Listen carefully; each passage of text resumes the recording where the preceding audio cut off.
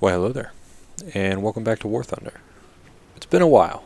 I feel like I've done this a few times, but life gets in the way sometimes. But we're here. We're back in War Thunder.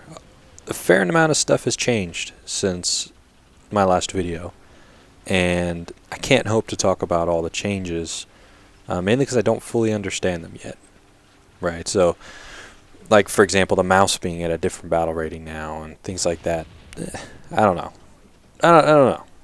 So I'm going to reserve judgment on that until I can really dig into it more. Part of the issue has been you just get busy. I'm sure everyone knows what I'm talking about. You just get busy, and there's no way to avoid it, and sometimes even the best laid plans don't come to fruition.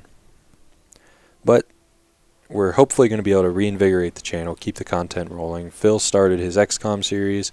It's a game that Phil really likes, and it's a good one. So hopefully everyone's enjoying that. Phil's going to be probably making a more prominent appearance than he has in the past. There's been times where wouldn't hear from Phil very often, but hopefully he can really help me dig in and really keep the content consistent to a minimum. Like, maybe not videos every day, but let's at least get something going, most every day. Just because, it's one of those things when you do this, it becomes very difficult to keep videos rolling out. But, we're going to do our best and keep plugging along here. Now, the game you're watching is a little bit older. This is pre the most recent set of patches. And in this, I'm driving my Tortoise, and I'll be driving my Caernarvon. Two very good tanks, in my opinion. Now, the Tortoise. So the Tortoise isn't. I don't think the Tortoise is actually. I have to say this the right way, but I don't think the Tortoise is actually super durable by itself. Now, the reason it ends up being very durable is because of how big the thing is, how spread out everything is, how the crew are all over the place, and there's like 30 of them. So it's difficult to knock this tank out because you have ammo rack explosions don't happen that often, and there's a million crew and they're all over the place, so it can be very difficult to pin one of these things down and just knock it out. But hitting the transmission is very doable. If you have a certain high penetration guns, you can penetrate the upper plates, usually unless they're angled. But the side armor is very tough, so this tank benefits from angling a lot of it. But you'll note, like, I'm getting hammered here. I'm down to 2 crew members. Not reloading terribly quickly, but I also got to fix my tank every single time. They keep hitting my transmission and killing crew and things like that. But I have so many, and it's such a big tank, that they can fire as many shells into the transmission as they want. It's not really going to cause me any problems, because the transmission, if you think about it, it's just a big block of metal. You can destroy my transmission as many times as you want. Yeah, I'll have to repair it each time, but it's not a huge deal to me. Primarily because as long as it's not setting me on fire, we're okay. Right. But the repair time does get really annoying. So, anyway, the gun on the Tortoise, I like it. It fires this solid AP shot. It's meaty. I don't remember the exact millimeters. Like I said, this is a long time since I played this game. Not really since I played the Tortoise, but last time I looked, I think is it 90? It's either 84, 90, or 94. It's one of those 3. I think is the Caernarvon 84? I think it is, and this might be 90 or 94. Regardless, it doesn't matter. It packs a punch. So far, what I've noticed about the Caernarvon and the Tortoise is they really pack punches, and that's kind of what you want at this tier when you're dealing with things that are themselves fairly well armored. Now, if I'd been a little quicker, I might have been able to actually cause some pain for that Tiger, but, he got knocked out before I could, which is never a bad thing. It's just less optimal for me, which sometimes when you're playing these games, you look for the most optimal situation for yourself. It's kind of selfish, I guess. But, anyways, in this game, I initially thought this would be kind of a steamroll. Considering how long the video is, it wasn't. And it's actually longer than the timestamp because I cut out a silly part where I tried to fly a plane. Like, no. I am certainly not a pilot in War Thunder. My calling is not to fly planes. And if I ever have a change of heart and decide to try and fly planes, I think it will not be a good decision. My problem is, I guess, because I don't practice it enough. Where just like the difference between going from arcade to realistic battle is huge for me, and then just being able to just strafe and bomb things. I usually take anything with rockets, and I just rocket that shit out of an area. Little inconvenient for me that I'm on fire, but I have fire extinguishers. Fire the shell, then launch the fire extinguishers. And because it's, I'm really not going to be able to go anywhere, but it doesn't look like he's going to go anywhere either. And just hammer a shell right through his upper glacis. Because at this angle, 1, it's unangled. 2, I think I could penetrate that anyway. Just dead on with this gun. But another Panther knocked down. And I'm keeping those 2 crew members safe. As long as they're kicking, I think we're going to do okay. But the tank is surely not going to operate the same way. And these repair times are getting minorly ridiculous. And it's not a bad crew. Is it a great crew? No. But is it a bad crew? No. And we're sitting around trying to repair for inordinate amounts of time. But I guess that's the result when I think, how many 5 crew members are dead and your transmission's been shot like 30 times? That's probably a result. That's probably, a reasonable conclusion, if not just being unable to repair. So I feel like if your transmission got shot that many times, you wouldn't be able to repair anyway. Regardless. Back to my thoughts about the Tortoise. I like it a lot.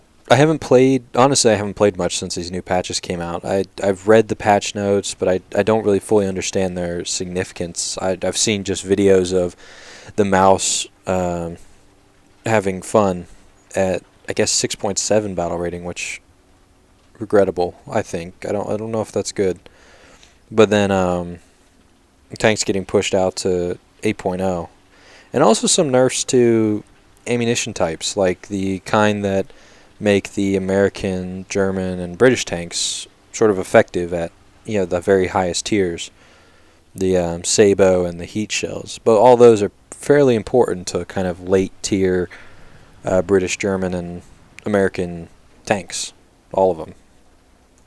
I have no idea if the changes made are historically accurate or just gameplay balance or whatever. But I don't.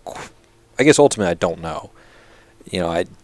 The problem is the values and the way these shells behave has been changed so many times that I start to lose track of, okay, what is this shell actually supposed to do?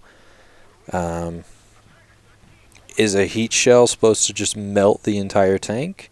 Or is it just a thin sort of shot of metal where anything in its path gets destroyed but not the things around it? Is a Sabo shell just a metal dart that penetrates the tank and keeps going? Or is it a metal dart that once it's inside the tank, it kind of disintegrates and sprays everybody? I don't know. I'm not a super tank expert when it comes to the ammunition they fire. That was a regrettable situation with that Tiger 2. I think I definitely could have killed him, but at the same time, my tank was so shot to pieces that it was very likely that he would get the last laugh. But now we're on to the Caernarvon. The Caernarvon to me is actually the best. It was actually been my most favorite tank, and the reason is the Churchills were so slow. They had decent guns. The Caernarvon gets a good gun on a mobile platform, which is a recipe for success, in addition to a semi-bouncy turret front.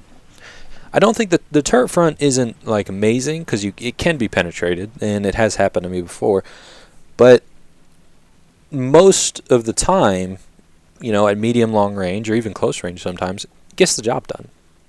You'll see it in this replay. And the speed thing is huge. Like, being able to climb this hill effectively, not taking hours to get to a position, and having this sort of rapid fire, punchy gun really makes a difference in War Thunder. Oh, I just saw a guy going that way. Looks like it was a panther based on the turret outline. Could be wrong, but I think that's a panther. And now I'm on the chase. We basically know where they are. I know there's a Tiger II over in their cap, and I did just shoot down a plane, which I'm mildly proud of. This is complete side note, something I have to deal with when I record nowadays is I'll be recording. So the way I do it is I have the gameplay, right, with game sounds, and that's running, and then on top of it I record a voiceover. That's how most people do it, I think. Well, my preview window freezes. So, for example, right now as I'm saying this, I'm looking at a frame about 10 seconds, 20 seconds ago, which obviously isn't that helpful when I'm trying to give a commentary. For example, right now I've just reset it, so now I see the Panther to my left and the Tiger II. Well, I actually completely didn't see this Panther when I was playing, but you saw him fire, which made me turn and put a shell into him, set him on fire. He makes the good decision to not try and extinguish the fire yet, because if he extinguishes the fire, he dies. But if he doesn't, he gets a chance to shoot me. But he is in a situation where I basically win. I surprised him, I set him on fire, I probably win. Now, Tiger II just killed our friend in the cap circle, but I see him. That was an unfortunate ricochet. But I still have a good line on him. There you go. Bounce off the turret front, it looks like, or some part of the turret. My first shell goes clean through the front of his turret. Not an uncommon outcome. There we go. Shell. For some reason, he's got his ass out to me. Oh, okay. Well, bomb just landed under his tank. Bam. It was a nice big explosion. So, yeah. That little scenario, I think, kind of shows what I like about the Caernarvon. The gun fires pretty quick for the caliber and the amount of damage you can deliver. Or at least it did at this moment when I was playing. I have had times where with this gun I'll just shoot something 1,000 times and it won't die. But, you know, such is life. But the combination of having good speed, a decent turret front, and a quick firing penetration gun that packs somewhat of punch is a really good combination for War Thunder in particular. You know, because it's almost like the ammunition matters, and at this point the Sabo shell for me was doing so much more damage than the AP shell. Also, gun depression is nice.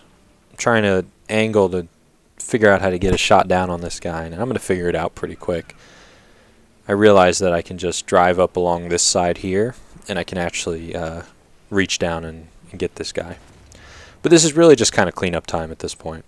There's a Centurion Mark III, Mark III running around, so he's going to be my buddy, and we're going to cause some problems. And this guy, you know, he played a tough game, but you know, there's only one outcome when you have a Caernarvon above you shooting down onto you with your turret facing the other way. I mean, you're just not going to get out of that one. So we're working on capping. I'm switching between the spawns just because I know this guy's probably going to spawn again. And we're just in cleanup mode. This is kind of garbage time where the outcome of the battle is basically decided, but he's going to take out a couple more vehicles and try and stem the tide, but you know, we're going to win. It's just going to happen. But to close this video, I thought I would talk about how kind of our plan going forward. The thing that makes that I want to be, well, how am I going to say this? Basically, I know for a fact right now where with the stuff I have to do and, you know, other goals I have, I can't do a video. I can't personally do a video every day. It's just not going to happen. I can't do it. You know, there's at least 3 days of the week where I just do not have the time, and you know that can be an issue, especially if I'm trying to make, you know, that many videos. It just doesn't happen. Phil is, you know, I mean, he's working. He's busy. You know, he's busy all day. So I think we're going to have to really try and combine forces. For a while, I was making most of the videos, and Phil would make an occasional video. And I think we're really going to try and go to kind of a 50-50 split. So you're going to see primarily War Thunder from me, and my goal, my dream, is to get 2 or 3 War Thunder videos out a week. Phil's going to upload other games because that's kind of what he's into. He's not that into War Thunder, whereas I'm more into War Thunder. But, you know, as things come up, we're probably going to post different videos just because we're going to try and, you know, because there's times when you play War Thunder, you just play no good games, and you don't have any, you don't have any clips to make a video out of. Well, or, I mean, alternatively, this has happened a few times. People send me great replays. I go to record them, you know. They send it to me on Monday. I can't get to it till Wednesday, and on Tuesday they release a patch. I'm like, well, shit, you know, what can I do? You know, and honestly, that happens, and it's sad because, you know, based on the descriptions I read, these were great games, and I really would have loved to show them, but there's times when I just can't get to it, and then they happen to patch. And honestly, they patch so often that can become a real problem. But, you know, regardless, you know, my goal is 2 or 3 War Thunder videos a week, and then a total of maybe 5 videos a week. That would be ideal. I think that's the dream, and that's achievable. And, you know, if my schedule kind of, you know, eases up, then obviously I'll be able to do more. But until that time, I think we'll just have to play the hand we're dealt with. So I really appreciate how patient everybody's been. I've done this, and I can say for a fact that what basically happens is I get out of a routine of making these videos and posting these videos every day, and then I just get committed to other things. Like, you know, I get committed to other projects that I need to work on. You know, before, because this happened before, where I didn't post videos very often for a while, but that was more, it was different. It was a different set of circumstances. This is more like I'm graduating from college, and, you know, a few months, I got to figure out an apartment. I got to get, you know, this. I got to get that. I got to pay for this. I got to pay for that. I got to get ready to kind of, you know, be my own person, really. And, you know, that takes time. And that's a lot of decisions that have to be made that I have to think a lot about. Have to do my research. Have to go visit places, you know, things like that. But anyway, I want to thank you guys for watching. I want to thank you guys for all the support you've shown for the channel recently and in the past. It really means a lot. And hopefully we can get back on track and really deliver what y'all subscribe and view for, which is quality videos. So anyway, thanks for watching. I'm Corny Swiss. I'll see you next time.